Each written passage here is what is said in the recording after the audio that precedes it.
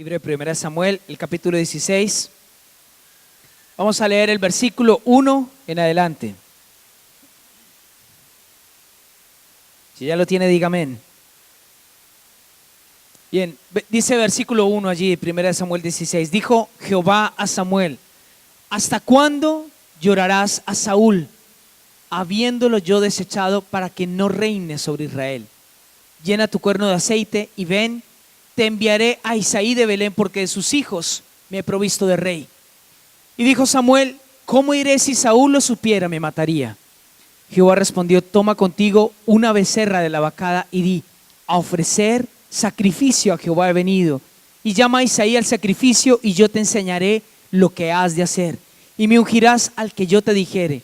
Hizo pues Samuel como le dijo Jehová, y luego que él llegó a Belén, los ancianos de la ciudad salieron a recibirle con miedo y dijeron: ¿es pacífica tu venida? Él respondió: sí, vengo a ofrecer sacrificio a Jehová. Santificaos y venid conmigo al sacrificio. Y santificando él a Isaí y a sus hijos, los llamó al sacrificio. Y aconteció que cuando ellos vinieron, él vio a Eliab y dijo: de cierto delante de Jehová está su ungido. Y Jehová respondió a Samuel: no mires a su parecer, ni a lo grande de su estatura, porque yo lo he deshecho. Porque Jehová no mira lo que mira el hombre, pues el hombre mira lo que está delante de sus ojos, pero Jehová mira, ¿qué? ¿Qué mira Dios? El corazón. Bueno, en esta mañana he puesto como título a esta enseñanza que quiero compartir con ustedes: cumpliendo el propósito de Dios en nuestras vidas. ¿Cómo es el tema? Ok, ¿cuántos de los que están acá tienen sueños? A ver, levanten la mano. ¿Sueño no? Sueños. Levántela. ¿Cuántos tienen sueños? A ver, venga, levántela y muévala así. Ok, bájela. Yo creo que definitivamente cuando una persona deja de tener sueños en su vida, es como una persona que yo diría estaría como muerto en vida, porque ha perdido tal vez el propósito precisamente de por qué permanecer, de por qué continuar. Y sabe, yo sé que no solamente los que estamos acá tenemos sueños, no solamente las iglesias cristianas tienen sueños. Es más, yo creo que de la puerta hacia allá hay miles de personas que también tienen sueños y tal vez más grandes. ¿Sabe cuál es la gran diferencia? ¿Cómo los alcanzamos? Y en ese proceso en el que nosotros llegamos o caminamos para alcanzar nuestros sueños, es donde Dios se encarga de ir preparando nuestras vidas para la bendición que Él tiene reservada para nosotros. Para Dios no es ningún problema desatar la bendición en un solo día. No lo digo yo. El Señor dice en su palabra: Dios puede hacer nacer una nación en un solo día. ¿Sabe cuál es el mayor obstáculo para alcanzar nuestros sueños? Nosotros mismos. Porque a veces somos nosotros, en nuestro corazón, en lo que hay en nuestras vidas, que nos impide alcanzar esos sueños que nosotros tenemos. Tal vez alguno acá sueña con ver su familia rendida a los pies de Cristo. ¿Cuántos tienen ese sueño acá? Tal vez alguna sueña con tener a su esposo acá sentado al lado suyo, o ver a sus hijos tal vez sirviéndole al Señor. Tal vez alguno aquí tiene el sueño de servirle a Dios, de tener un ministerio. ¿Cuántos acá sueñan con servirle a Dios? Tal vez su sueño es ver alguna respuesta económica de Dios para su vida. Tal vez el sueño de acá algunos puede ser ver la restauración de salud en su vida o en algún familiar. Y todos, yo sé que siempre, o la gran mayoría de personas, nos acercamos a una iglesia porque decimos: necesito que Dios haga esto conmigo. No sé si le pasó a usted. ¿Le ha pasado? Por lo menos creo que la gran mayoría de nosotros, cuando nos acercamos al Señor, nos acercamos por eso. Necesito que Dios cambie mi vida, que arregle mi matrimonio, que cambie mi familia, que me ayude en mi situación de crisis financiera. Y de ahí hasta que Dios te lleva a ti a bendecirte, a darte el cumplimiento de ese sueño, Dios te lleva a ti por un proceso. ¿Por un qué? En ese proceso es donde Dios se encarga de moldear nuestros corazones, de cambiar las actitudes e intenciones que hay en nosotros. Dios tiene diseñado para cada uno de nosotros un propósito. Dios no nos envió a esta tierra como: mira, a ver, sé parte de uno de esos millones y mirar cómo te defiendes. Yo te espero acá arriba en el cielo. Ve a una iglesia cristiana y acá nos vemos en el cielo. Dios no piensa de esa manera. Dios a usted y a mí nos trajo con un plan, Él quiere hacer algo. Y tal vez a veces nos cuestionamos y preguntamos, ¿cómo puede Dios tener un plan con tanta adversidad que yo vivo? Con tanta fidelidad a veces que yo tengo de asistir, de buscar. ¿Por qué Dios no cumple ese plan que dice tener? No sé si tal vez se lo ha preguntado, pero yo en muchas ocasiones me lo pregunté. Pero sabe, en ese momento es cuando eso lo lleva a usted a buscar más de Dios, a conocer a Dios verdaderamente. Tal vez acá algunos solamente conoce a Dios como su Salvador, como aquel que redimió sus vidas de la condenación, de la muerte, del pecado. Pero tal vez usted no ha conocido el Dios que todo lo puede, el Dios que puede proveer para su casa. Tal vez usted no ha conocido el Dios de su familia, que puede traer a su familia a los pies de Él. Tal vez usted no ha conocido a Dios como el Dios que sana. Ese es el propósito, que usted logre conocer más de lo que Dios tiene para su vida. ¿Cuántos vinieron acá a conocer más de Dios? En ese proceso, amén, denle ese aplauso al Señor. En ese proceso que le digo, Dios nos va llevando por unas etapas, donde nos va enseñando poco a poco cómo aprender a depender de la mano de Él. Hay un pasaje que a mí me gusta mucho cuando Dios le dice a los israelitas: mire, yo les voy a entregar toda la tierra a ustedes, toda, voy a acabar todos sus enemigos. Pero me gusta mucho que les dice: no se los voy a dar en un día, porque si se los entrego en un día, aún las fieras del campo se levantarían contra ustedes. Dios espera para que nosotros podamos aprender a depender realmente de Él, para que no aprendamos a depender o a confiar en nuestra habilidad, nuestra experiencia, tal vez nuestra carrera, la familia de la que usted proviene. Dios le lleva a ese punto donde tal vez, si alguien aquí ha practicado alguna vez el escalar muros, hay un momento en el que le llaman el péndulo, donde usted queda totalmente, solamente dependiendo su vida de una cuerdita, y tiene que balancearse hasta llegar a la siguiente grieta para poderse agarrar. Pero toda su vida, sus 30 y algo, 40 años dependen de una cuerdita que si se rompe, se le acabó la vida. Eso es depender de Dios. Cuando usted está dispuesto a simplemente soltarse y decir: acá yo no puedo hacer nada, Dios es el único que puede hacer algo en este momento. ¿Cuántos dependen acá realmente de la presencia de Dios? Y mire, a mí me encanta la historia de este hombre, de David. ¿Cuántos han leído alguna vez la historia de él? Es un hombre que llegó a ser este hombre que fue como la medida para sus hijos, los nietos. Es más, al mismo Jesús, uno de sus nombres era hijo de David. Y a Dios, a través de la vida de él, cumplió ese propósito que tenía diseñado con él. Pero me gusta ver ese proceso precisamente por el que Dios le pasó a él para alcanzar ese propósito que Dios tenía para su vida. ¿Cuántos quieren acá alcanzar ese propósito de Dios para sus vidas? Leíamos acá en este pasaje, dice la Biblia, y está contando la historia de un hombre que se llamaba Samuel. ¿Cómo se llamaba? Él era un profeta. Y en esa época Samuel había ungido al primer rey de Israel, que se llamaba Saúl. Pero dice la Biblia que luego de que Samuel ungió a este rey, al principio estuvo con su corazón dispuesto, buscó a Dios, le fue obediente, pero luego su corazón se desvió, dice la Biblia, y Dios le desechó. Aún seguía siendo rey, pero ya Dios no aprobaba su reinado. Así que Samuel se lamentaba todos los días, y como dice el versículo 1, se la pasaba llorando todos los días, porque decía: ¿cómo fue a hacer esto, Dios?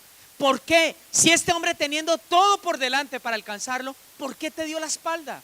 Y se lamentaba. Y en ese pasaje Dios le dice: Samuel, ¿hasta cuándo vas a llorar? ¿Cuándo vas a parar de llorar? Para que logres entender que yo a Saúl ya lo deseché, que yo ya tengo a alguien, yo ya lo escogí, pero necesito que tú vayas y lo unjas. Así que dice la Biblia que se levantó este hombre. Era el hombre de mayor autoridad espiritual en Israel. Y dice la Biblia que cuando llegó, Dios le mandó a un lugar, a una pequeña población llamada Belén. Y dice que cuando llegó allí, los hombres de esta ciudad, cuando le vieron, le reconocieron, le dijeron: ¿vienes en paz? Y él les dijo: sí, vengo en paz, solo que vengo buscando un hombre, se llama Isaí, quiero ir a su casa. Ahora usted póngase un poco en esta situación. ¿Qué haría usted si a usted le dijera mañana: el gobernador de la Florida quiere ir a su casa, quiere visitarle y almorzar con usted. ¿Qué haría usted? ¿Cómo le atendería? Se levanta a las 12 del mediodía, ¿cierto? Le reciben chanclas y pantaloneta, una media de Millos y otra de Santa Fe a los colombianos. Todo espelucado, con aliento de ayuno de 3 días, y le dice: bienvenido. Uy, qué pena, se me hizo un poquito tarde. Bienvenido, siga. ¿Cierto que usted lo recibe así? ¿Cómo busca prepararse? ¿Cómo prepararía su casa? Usted arreglaría a sus hijos lo mejor posible. Usted se arreglaría lo mejor posible. Mire, así esté de acuerdo, haya votado o no por él, usted sabe que la visita de él algo bueno le trae a su casa. ¿Cierto que sí? Usted sabe que algo va a traer ese hombre a su casa. Así que usted hace los mejores preparativos para atender a este hombre como se lo merece. Cuando golpeó tal vez Samuel a la puerta, Isaí ya tenía a sus hijos formaditos, así, todos en fila india. Y apenas entró, todos: bienvenido, profeta, por favor, qué honor, qué privilegio, por favor, sigue. Él dijo que quería ir a ofrecer un sacrificio. El sacrificio era que lo ofrecían y luego se lo comían. Así que ellos le habrán preparado tremendo banquete. ¿Qué le ofrecería usted a este hombre? La pizza hace 3 días en la nevera. ¿Qué le pone usted en la mesa? ¿Qué plato le pone? ¿El que está así vencido, negro ya de hace 3 meses? Los cubiertos que están en recreo, el tenedor que está 2 para un lado y 2 para otro. Yo sé que usted le pone lo mejor. Lo mejor se lo pone en la mesa. ¿Sí es así o no? Y ellos le dijeron: Samuel, por favor, te estábamos esperando, sigue. Y Samuel les dice: mira, ¿sabes qué? Yo antes de comer quiero que me presentes a tus hijos. Y llegó el momento que todo papá espera, sacar pecho por sus hijos. Así que empezó y dijo: acá está Eliab. Dice la Biblia que los 3 mayores hacían parte del ejército de Saúl. Así que eran guerreros, así altos, acuerpados, así como yo. Eran personas, eran jóvenes guerreros. No se burle que me hace sentir mal. Eran hombres de guerra. Y Eliab era el mayor de ellos. Y dice la Biblia que cuando se lo presentó, imagínense cómo se lo habrá presentado. Mira, este joven es un paladín del ejército de Israel. Ante su presencia, los enemigos huyen que vienen contra Israel. Este hombre sería un excelente comandante de esta nación. Y Samuel, dice la Biblia, que el profeta, cuando vio a este joven, dice, vio su apariencia física, lo alto de su estatura. Dice, sacó el cuerno que cargaba en el aceite allí y dijo: este es. Y cuando lo fue a ungir, Dios le dijo: un momentico, que usted no vino solo. Dijo: usted está deslumbrado. Yo sé, el muchacho es muy guapo, pero fíjate, Samuel, que es que yo no obro así. Porque el hombre está acostumbrado siempre a dejarse llevar por lo que ve, por las apariencias. Yo no obro así, Samuel. Yo no miro lo que está enfrente de tus ojos, yo miro el corazón. Y si tú quieres cumplir ese propósito que Dios tiene con tu vida, lo primero que tendrás que entender es: Dios está detrás de tu corazón. Y hay tanta gente que a veces piensa que es por las apariencias que Dios puede darnos, que Dios puede respondernos. Yo sé, hermanos, que cuando uno entra acá, aquí a veces casi ni cabemos por las puertas de las alas y las aureolas que cada uno cargamos. Acá todos somos santos, acá todos utilizamos un lenguaje: hermano, gloria a Dios, varón, hembra, Dios te bendiga. Todos utilizamos un lenguaje que afuera casi ni entienden, ¿sí? Pero afuera, en la casa, es donde realmente sí somos lo que somos. Y a veces, déjeme decirle, yo a veces he conocido tanta gente que se deja llevar tanto por las apariencias, por lo que podemos demostrar, que vean mi consagración, que vean mi entrega hacia Dios. Pero Dios sí sabe lo que hay en nuestro corazón. Es más, Dios no le interesa ni 5 los esquemas que tiene nuestra sociedad para llamar éxito. De acuerdo a los ojos de Samuel y a los ojos de los demás, Eliab debería ser el rey, pero para Dios no, porque Dios no se rige bajo los esquemas que la sociedad se rige. Que si tú naciste en tal lugar, que si tú vives en tal barrio, que si estudiaste esto, que si naciste en tal familia, que si sabes de esto, del otro. A Dios no le interesa eso. ¿Sabes lo único que a Dios le interesa? Que tengas un corazón dispuesto. Si tienes ese corazón dispuesto, es todo lo que tú necesitas para que Dios cumpla ese propósito. Tal vez tú no provengas de una familia adinerada, tal vez ni siquiera tengas algo de estudio, pero mira, a Dios lo que le interesa es la disposición de nuestro corazón. Y Dios le dijo a él, no, ese no es. Así que dice la Biblia, luego ahí en el versículo que sigue, el versículo 8, entonces llamó Isaí a Abinadab y lo hizo pasar delante de Samuel, el cual dijo, tampoco a este ha escogido Jehová. Luego entonces el hombre le empezó a pasar uno por uno de los hijos. Siguió con el otro, con Aminadab. Y tal vez le dijo, mira, este joven como decimos en Colombia, es un come libros. Este muchacho sabe, se graduó con honores del colegio de Belén, salió con honores de la Universidad de Egipto, va a hacer un PhD en Etiopía. Este joven tiene un conocimiento tal que le puede impartir tanta sabiduría a Israel. Y Dios le dijo, ese tampoco es. El otro, next. Y fue pasando uno por uno hasta que llegó al final y Samuel le dijo, venga, 2, 4, 6, 7. Isaí, ¿usted no tenía 8 hijos? Y empieza Isaí como, ay sí, falta uno. ¿Cómo es este, el del pelito así, el chiquito? ¿Cómo se llama el chacho? ¿Cómo se llama? Eso, David, sí, hay uno más que se llama David. No le estoy inventando. Dice la Biblia que David no estaba presente allí en la casa. Vea lo que dice el versículo 9, la segunda parte dice, Samuel dijo a Isaí, Jehová no ha elegido a estos. Entonces dijo Samuel a Isaí, ¿son estos todos tus hijos? Verso 11. Y él respondió, queda aún el menor que apacienta las ovejas.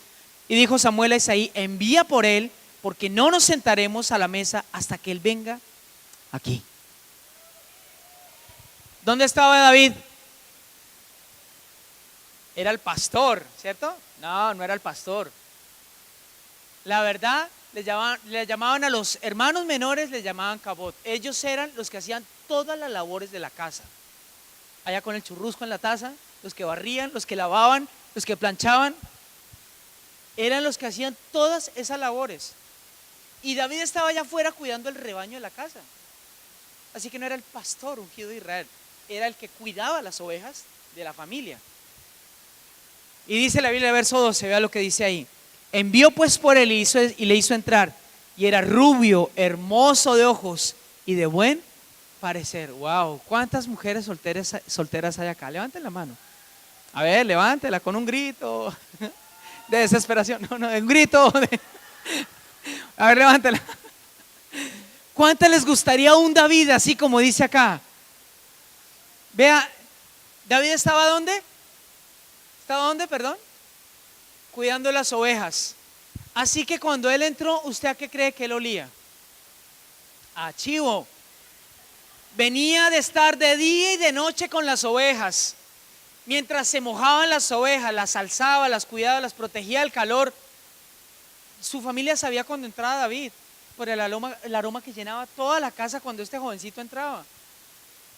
Y si usted le pide un David al Señor, Dios se lo va a dar completico, así, oliendo a chivo y todo. No, mentiras. Este joven, dice la Biblia, que cuando entró, usted póngase un momento en la cena. Todos sus hermanos estaban allá en la gran cena.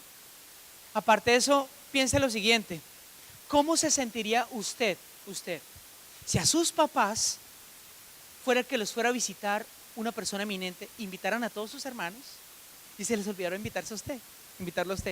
¿Usted qué pensaría? Qué bonita familia, ¿no? Qué amor. Esto era David para la familia. Ni siquiera era digno de poder participar en una cena con un hombre que podía bendecir esta casa.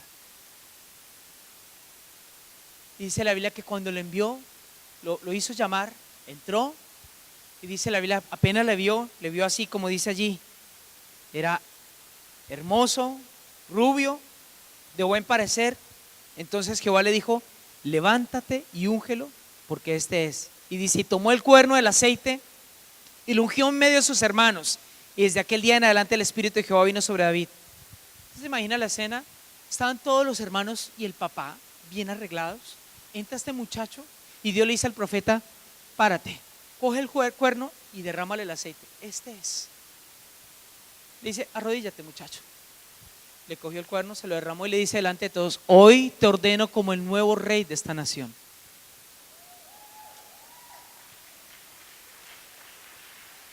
¿Cómo cree que quedó la cara de estos hermanos? Hacía lo caricatura. Y habrán dicho: ¿qué le pasa? ¿Qué tiene? ¿Cómo así? ¿Cómo le va a ver a este muchachito? ¿Sí? ¿Qué le vio acaso? Pero Dios se encargó de honrar. ¿Sabes por qué? Porque a Dios le encanta tomar a esa gente que cuando otros quitan sus ojos de ellos, Dios fija sus ojos sobre él. Que así otra gente te ha dado la espalda, Dios está creyendo en ti. Que aunque otra gente te haya abandonado, ahí está Dios para decirte: yo sí creo en ti, yo sí te amo, yo sí tengo algo para hacer contigo. Tal vez tú puedas decir: pastor, tal vez algo así soy yo. Tal vez en mi familia no recibí mucho amor, tal vez en mi casa sufrí algo así. Yo te puedo decir: si tal vez tú eres eso, tú eres el candidato perfecto para que Dios cumpla en ti su propósito. Yo conocí al Señor cuando tenía 9 años, hace muy poco. Y cuando conocí al Señor, lo conocí porque invitaron a mi mamá, porque mis papás se estaban separando. Recuerdo el día que se separaron, yo vi platos volando en la casa, vi sangre en las paredes. Mi papá me cogió, yo tenía como 8 años, me subió al cuarto y me dijo: usted se va conmigo. Yo no entendía ni idea de qué estaba pasando. Lo peor de todo es que mi mamá en esa época estaba estudiando mecánica dental y ya en ese momento ella ya estaba empezando, de la depresión y de todo lo que estaba pasando, estaba empezando a probar las drogas. Mi papá entró como en algo, una locura, que vendió la casa en la que vivíamos muy cómodamente, éramos una familia que lo teníamos todo, y en un solo día estábamos quedando en la literal calle allá.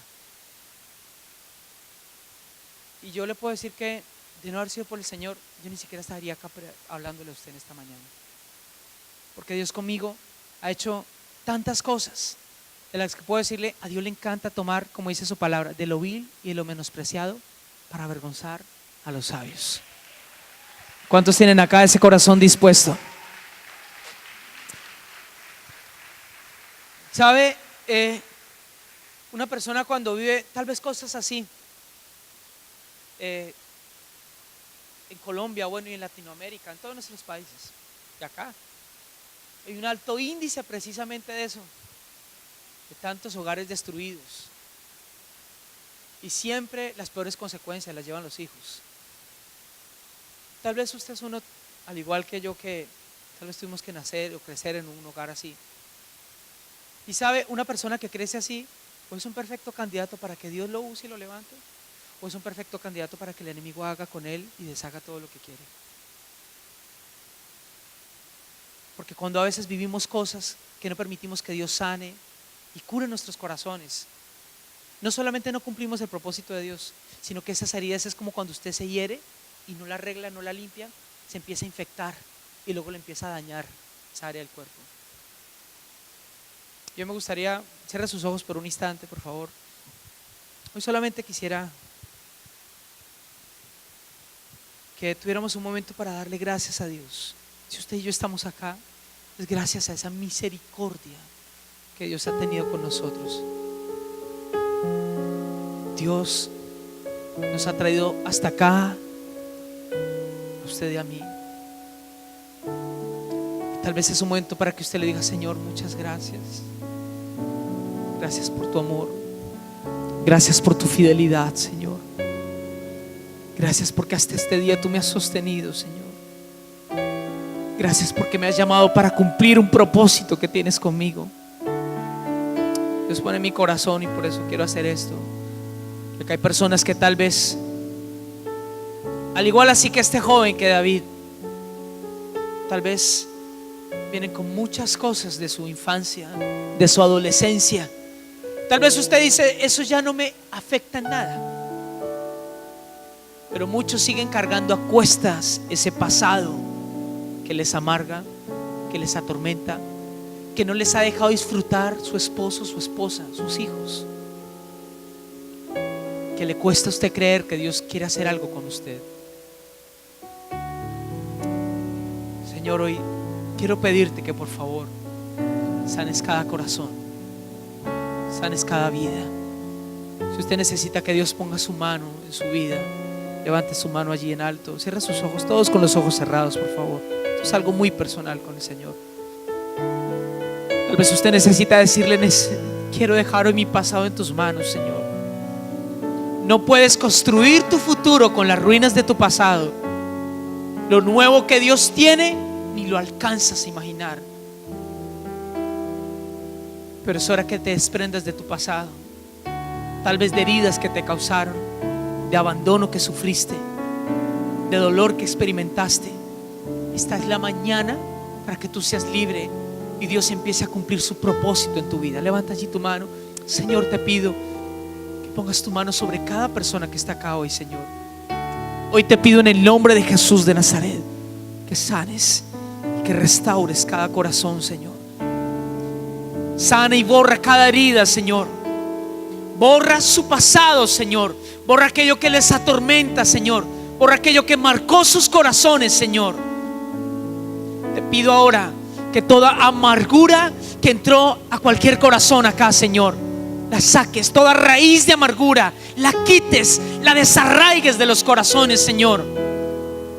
Y te pido en el nombre de Jesús de Nazaret que desates de ese amor sobre sus vidas, Señor. Desata ese amor sobre ellos, Señor. Sana sus corazones, Señor. Te lo pido en esta hora. Primera de Samuel, capítulo 24. Dice el versículo 1: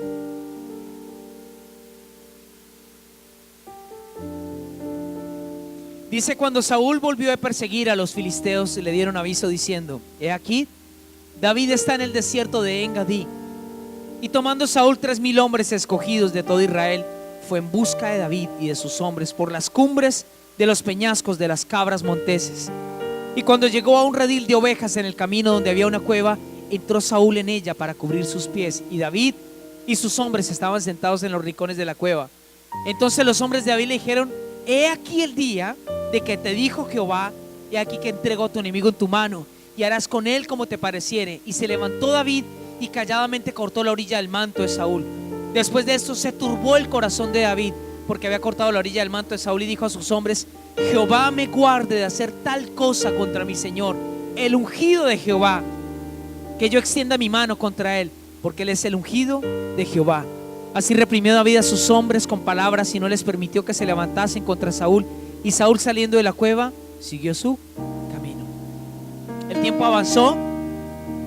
David después, creo que lo ha leído, mató a Goliat. ¿Lo ha leído alguna vez?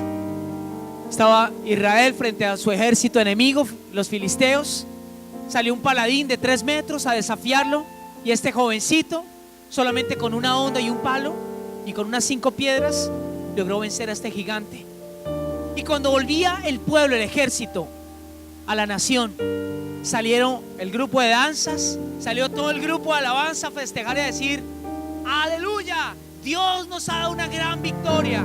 Solo que la canción que les dio por componer era un poquito sarcástica. Saúl mató a 1000, pero David mató a 10,000. Así que a Saúl le entró un gran sentimiento de orgullo por este muchacho. Dijo: qué buen muchacho este. No dijo eso. Dijo: este no se me va a oponer, este no me va a quitar a mí el trono. Y dijo allí él, desde un día que le llamó para que estuviera con él, porque dice la Biblia que después de que Saúl había sido lleno del Espíritu de Dios, se apartó de él el espíritu, y dice: un espíritu inmundo le atormentaba. Aquí hago un paréntesis y míreme acá. Todos los humanos estamos diseñados espiritualmente para ser habitados por alguien. No estamos en un término medio. He visto gente que después de servirle y amar al Señor por años, luego le han dado la espalda, y 7 cosas peores han hecho de antes de conocerle a él. Así que David era el que venía con el arpa y la tocaba, y dice: cuando tocaba el arpa lograba aliviar en algo la desesperación, la paranoia que venía este rey, del tormento que tenía, de lo endemoniado que estaba. Dice la Biblia que en un día de esos, cuando él estaba tocando el arpa, Saúl cogió la lanza, se la lanzó para tratar de matarlo. David medio la esquivó y dice, desde ese día salió huyendo de la presencia de Saúl. Pusieron carteles por todos lados, en todas las panaderías, se buscan. Era el hombre más buscado de Israel. Tanto así que dice este pasaje, un día salió Saúl con 3,000 hombres de su ejército. ¿Sabe lo que es salir con un ejército de 3,000 personas a buscar a un jovencito de 18, 19 años? Y dice, aún lo persiguió hasta el desierto. Y David iba huyendo de Saúl. Unos pocos hombres se habían juntado con él. Y dice, entró a una cueva para descansar un poco del sol tan extenuante que había en el desierto. Entró a una cueva y se quedó dormido allá, tal vez descansando. ¿Y quién cree que llegó a la misma cueva? Saúl. Pero Saúl llegó con algo específico. Dice que llegó ahí a la puerta de la cueva y dice ahí la Biblia, entró para cubrir sus pies. No sé si usted sabe lo que es cubrir sus pies, pero se lo voy a explicar de esta manera. Para los colombianos, o bueno, si usted ha conocido algo de la comida colombiana, es como cuando usted se come una bandeja paisa trasnochada y se toma un vaso de leche que está cortada. Al otro día a las 6 de la mañana usted tiene un vivo deseo de ir a cubrir sus pies. Eso es cubrir sus pies, necesita ir a hacer sus necesidades. Así que dice la Biblia que Saúl estuvo a la puerta de la cueva, se volteó a sus hombres y les dijo, muchachos, muchas gracias. Yo sé que ustedes son muy fieles. Téngame acá la lanza, espérenme un momentico. Yo voy, eso es así, en un tirito. Yo no me demoro nada. Y les aconsejo que mejor se queden acá. Espérenme, yo voy, no me demoro, yo hago lo que necesito y ya salgo. Y dice la Biblia que Saúl empezó a entrar a la cueva. ¿Y adentro quién estaba? David. Uno de los hombres, dice, medio logró reconocer a la sombra y dijo, no lo puedo creer. David, mira quién acaba de entrar. Mientras tanto Saúl estaba buscando un trono de reposo. ¿Dónde hallará de reposo mi alma? Le dice, mira, allá está tu enemigo. Mira el día, este es el día del que te dijo Jehová, aquí te entrego a tu enemigo en tu mano. Yo no sé si estoy mal, pastora. Yo nunca he visto que Dios le hubiera dicho eso a David. O sea, se inventaron una profecía y le dijeron, mira el día que Dios te prometió que te lo iba a entregar para que lo mataras, para que te vengaras de lo malo que ha sido este hombre persiguiéndote, tratando de matarte. Y por fin Saúl encontró un lugar, ese lugar exclusivo, único. Cubrió sus pies y empezó a pensar, ¿dónde andará David? ¿Qué se habrá hecho este muchacho? Yo creo que David no salía de la sombra de pensar, no lo puedo creer, yo escapando de este hombre, ¿y cómo viene a quedar en el mismo lugar? ¿Cómo llegó hasta acá? Yo creo que ni él lo creía todavía. Pero en un momento, cuando toda la cueva se llenó de un aroma, inmediatamente David percibió y dijo, este es Saúl, que ore por el alma, porque el cuerpo lo tiene más perdido. Y dice la Biblia que David entonces se levantó calladamente, tomó su espada y se empezó a acercar. Y empezó a acercarse hasta este hombre. Y mientras estaba allí en su larga meditación. Y dice que se acercó tanto que pudo coger la capa. No me imagino la escena, no sé cómo hizo, pero cogió la capa y dice, cortó la orilla del manto y se devolvió con mucho, ya estaba minado el campo, con mucho cuidado se devolvió. Pero dice que cuando cortó la orilla del manto, se estremeció su corazón.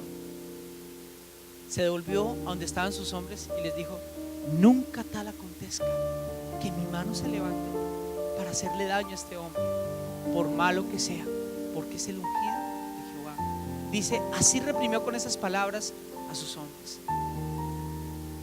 Por eso este hombre alcanzó el propósito de Dios, que tenía ese corazón. Uno, creo que está a la vista de los ojos de cualquiera, el respeto que tenía por el hombre que Dios había puesto. Y aunque se estuviera equivocando, jamás se levantó con su mano para hacer justicia por su propia mano. Pero ¿sabe qué tenía también David? Un corazón perdonador. ¿Tenía un corazón qué? Perdonador. Y sabe, yo he encontrado mucha gente que aunque pueda conocer años el evangelio, no cumplen el propósito de Dios. Porque su corazón está lleno de amargura, de resentimiento en su corazón, por cosas que otras personas les han hecho, y no ha estado dispuesto a extender el perdón.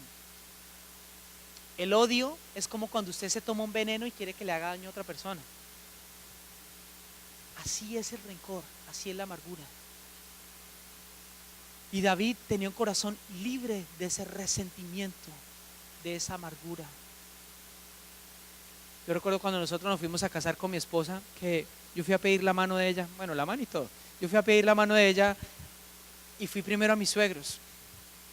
Y mis suegros, qué amor, son unos suegros espectaculares. Yo por lo menos no soy de los que llego acá hablando mal de los suegros. Yo hablo muy bien de mis suegros, son espectaculares. Y mis suegros, claro, bienvenido, hijo.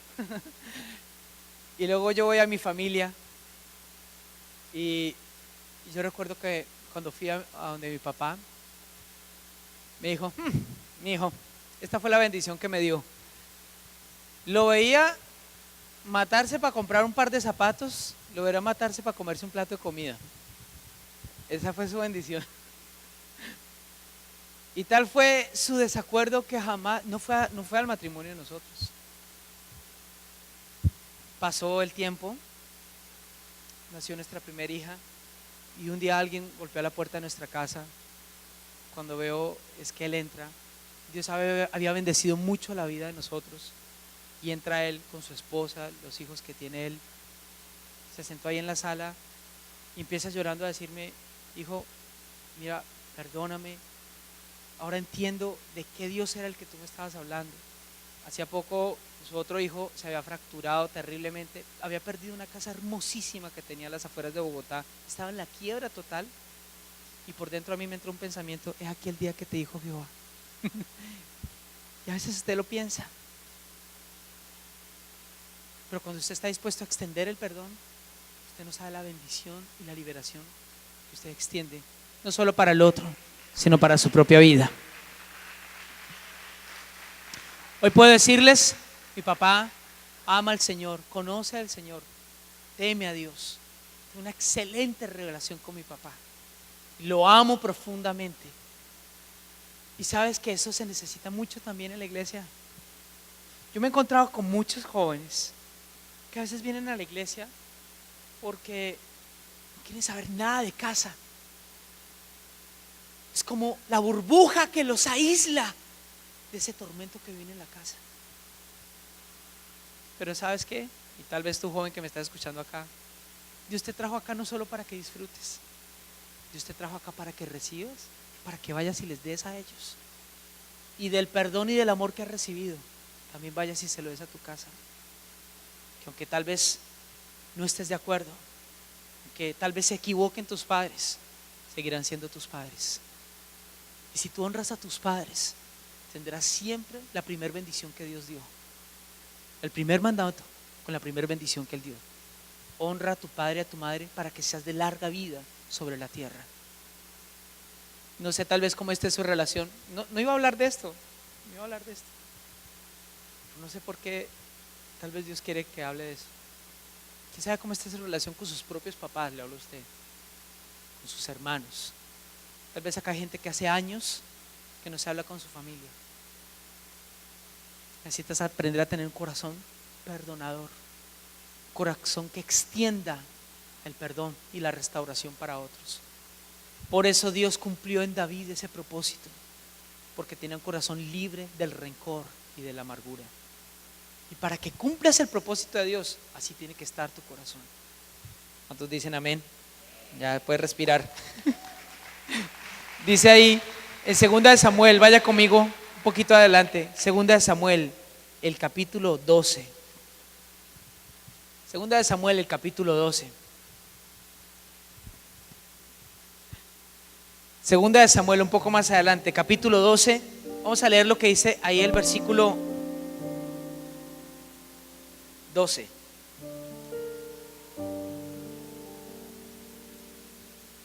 Dice allí: porque tú lo hiciste en secreto, mas yo haré esto delante de todo Israel y a pleno sol.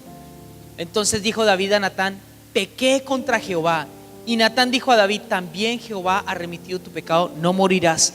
Mas por cuanto con este asunto hiciste blasfemar a los enemigos de Jehová, el hijo que te ha nacido ciertamente morirá. Y Natán se volvió a su casa. Y Jehová hirió al niño que la mujer de Urías había dado a David, y enfermó gravemente. Hasta ahí, amén. El tiempo avanzó.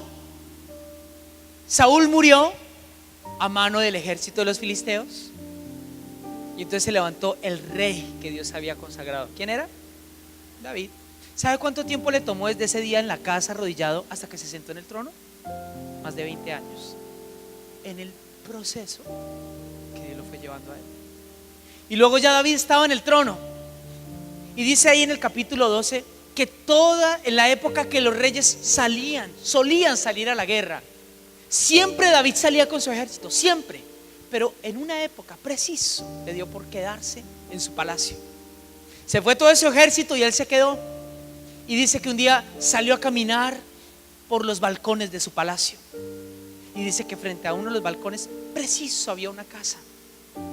Y preciso en esa casa había una ventana. Y preciso era la ventana del baño. Y preciso estaba abierta. Y preciso había alguien bañándose. Y preciso era una mujer. Porque si hubiera sido un hombre, manda a quemar esa casa. Pero como era una mujer, entonces se volteó a los demás y les dijo: muchachos, por favor, déjenme un momento solas. Necesito meditar con el Señor un tiempo. Déjenme, por favor. Se fueron todos y se quedó contemplando la obra grandiosa de Dios. Y luego mandó llamar a uno y le dijo: ¿quién es esa mujer que está allá?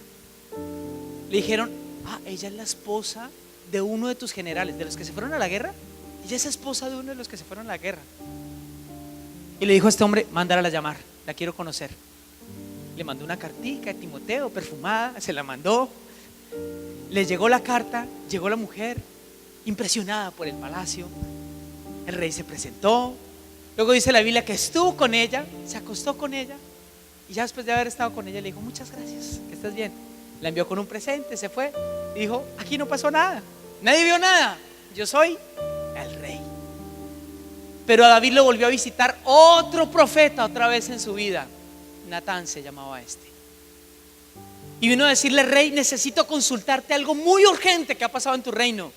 Fíjate que en tu reino hay un hombre muy rico que tiene mucho ganado, y vino un amigo a visitarle. Y sabes, este hombre, en lugar de ofrecerle una cena de su ganado, ¿sabes qué hizo? Por la noche se metió por debajo de la cerca, donde su vecino, que era pobre, que tenía solo una corderita, se la robó, se la mató y se la ofreció a su amigo. ¿Tú qué crees que hay que hacer? David sacó su espada. Tal vez ya estaba medio oxidada, porque como no salía a la guerra, sacó su espada y dijo: este hombre tiene que morir. O sea, que le dijo Natán: ese hombre eres tú. Y aquí está David, el único del que Dios dijo en la Biblia esto: el hombre conforme a mi corazón. ¿Sabe por qué? Porque acá está otro momento grande de David. ¿Cómo así, pastor? Sí. ¿Sabe qué otro momento logró mostrar lo que había en el corazón de él? Cuando dice en el versículo 12: cayó en sus rodillas, y después de que Natán lo había confrontado, ¿qué dijo? Pequé, me equivoqué, fallé. Para que puedas tener un corazón, para que puedas cumplir el propósito de Dios, necesitas aprender a tener un corazón enseñable, corregible, que reconozca sus errores.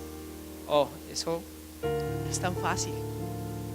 Y miren, hermanos, mírenme acá. Yo acá no me paro ni siquiera para decirles: yo he sido perfecto en mi vida, por eso que estoy predicando acá. Eso no es cierto.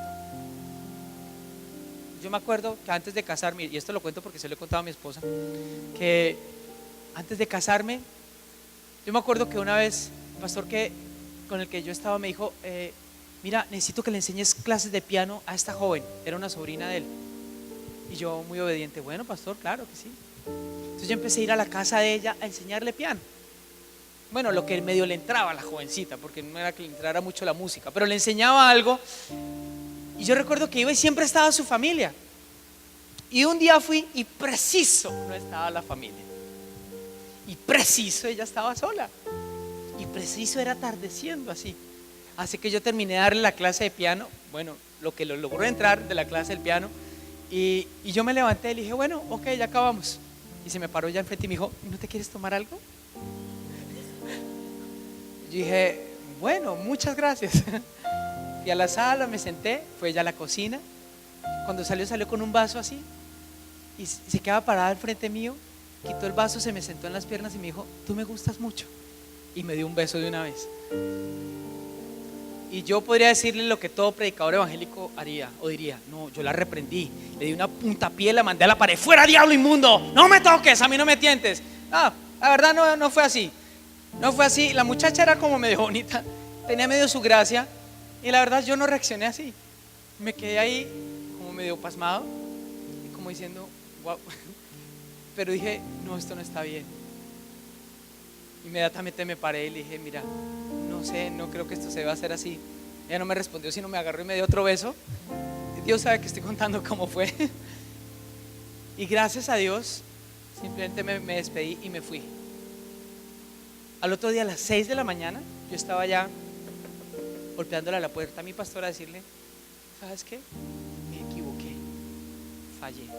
Yo ya ministraba en la iglesia, yo ya era líder, casi unas 400 personas más o menos. Y esa noche me sentí el hombre más pecador del mundo. Sentía que el infierno me iba a comer. Y tuve que pasar por un tiempo de restauración, de disciplina. Pasé 3 meses de disciplina. Pero ahí Dios formó mi corazón y me ha dado la mujer más espectacular que sobre esta tierra, con la que ya este año estoy cumpliendo 14 años de casado y tengo 2 hijas. Porque Dios, antes de darte la bendición, necesita tratar con tu corazón. Antes de Dios darte lo que tú quieres. Y tal vez esto estoy hablando de los sentimientos, yo sé, pero tal vez hay muchas cosas que tú estás esperando que Dios haga. Lo que Dios necesita es tratar con el corazón nuestro. Y que estemos dispuestos a decir, me equivoqué, es que necesito que me enseñen. ¿Qué problema es lograrle hacer entender a alguien que conoce hace mucho tiempo del Señor que está haciendo algo incorrecto? Es tremendamente difícil. Le sale con 20,000 versículos de excusa antes que pueda decir, hermano, mire, de verdad, sí, creo que me equivoqué y necesito que usted me ayude. Muy poca gente hace eso, pero los que lo hacen son los que alcanzan el propósito de Dios para sus vidas. ¿Cuántos quieren tener un corazón así como el de este hombre? Cierra sus ojos un instante, por favor. Un instante nomás, por favor.